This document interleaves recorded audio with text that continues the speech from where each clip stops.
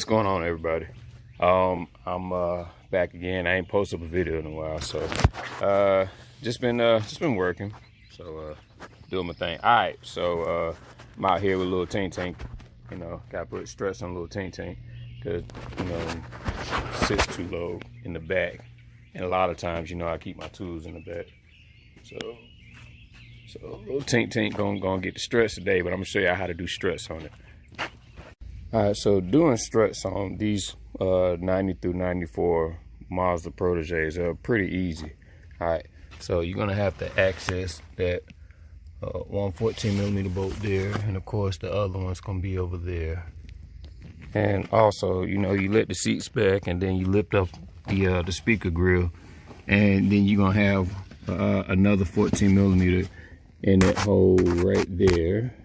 Well, actually, there's more to it. You have to actually access these little tabs here, just up under the seat right here. You can see that little tab right there. Yeah, you want to access that tab and pull it up. And on the other side too, there's another one over there, which I done already accessed. I done already clipped the little tab. Took my tabs loose already, so but yeah, there's a 12mm.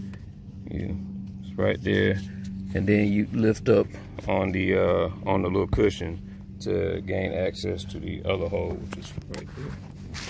There's the other 14mm bolt, which I done already took out.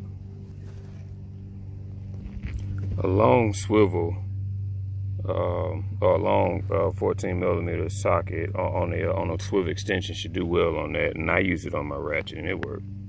Give it a nice little tug downward. And basically what you do is just kind of maneuver it in between the control arms here, and then you come out just like that.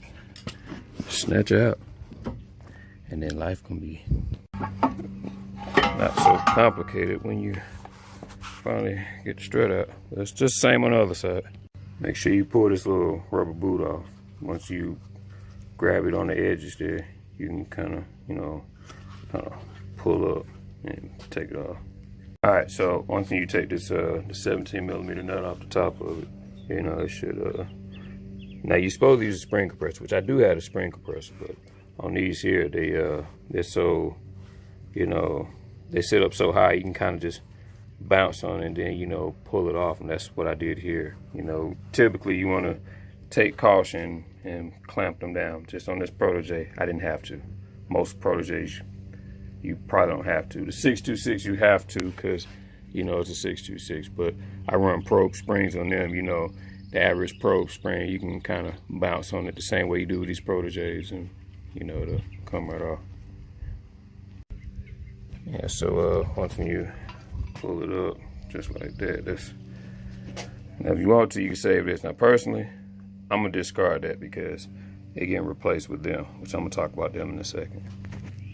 So what I was gonna do was I was gonna take my lowering springs, you know, from my MX3, and I was gonna, you know, make it work. But it seemed like it just took too much work, because what I had to do was kind of, you know, clamp these things down, just keep the spring intact, you know. And even then, like when the car is in the air, you know, there's, you know, the thing is just moving around without the nut on it. I can't do that.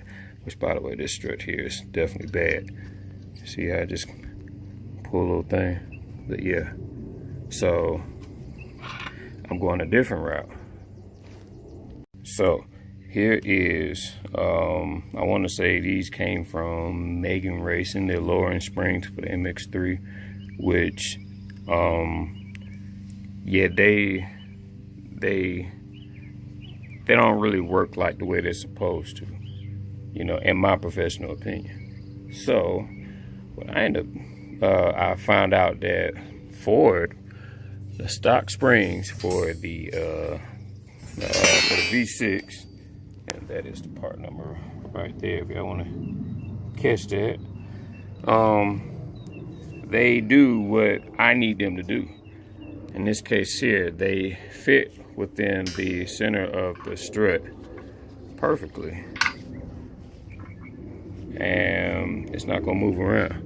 And there's actually a little spot in there where the bottom of the spring actually sits steel, which that's perfect too. And guess what else is perfect? See the strut mount, which is a pretty good strut mount. But yeah, as you can see, all right, once I center that out,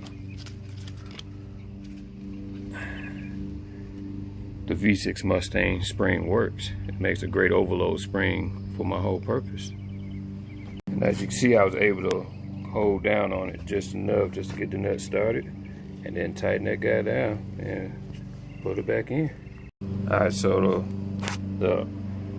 my overload springs, or the Mustang springs, next to the stock springs. So as you can see, like I said, the height and everything is there, and like I said, they're nice and firm. But you know, these jokers here just, they soft, you know, in comparison to that. So, and I carry like a lot of tools. Like everything you see right there would typically be in my trunk right now. So put the new strap back in there, and you know, I done already got it wiggled up in there. And then of course, you know, you gotta rotate the bottom there, which I'm gonna do in a second. Bing. All right, okay. All right, so got that rotated, and then after that, you know, just put your ratchet on it. All right, so we got that one there, and that one down in there, like so. Let me see. All right, so just like that. You know, see that?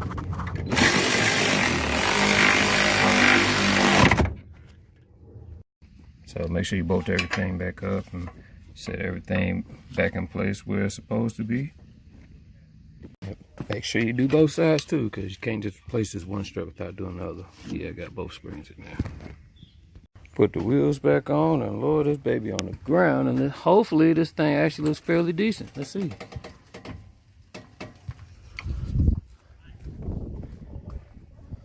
Oh man. Okay, all right, so it got to settle in. So hopefully it'll settle in way lower than that, because if not, little Tink will be riding like a 4x4 now. So little Tink, we can't have you riding like that. Tink, we got help you lower you down. So come on, Tink, I'm bouncing on it. Tink. All right, okay, so that should get it, hopefully. All right, so it's at the stock-ish ride height. But let me tell you, whole lot stronger though. But, so I guess I'm gonna put the tools back in now. So, little Tink back on the ground now. So, as you can see, the trunk's loaded back down with stuff again, because, you know, it never ends. And as we can see with all the stuff in it, so I'm gonna bounce on it. All right, so it's still gonna settle in, but yeah, little Tink good now. We're gonna be all right. Everything in there, and I broke my cover, so don't judge me. Yeah, everything's all in, and once we get the seat back up, we just gonna ride. It's hot. Love piece head grease.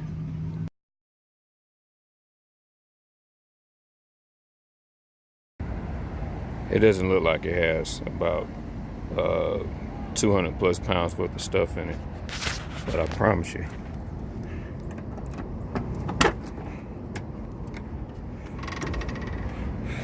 it do. Yeah.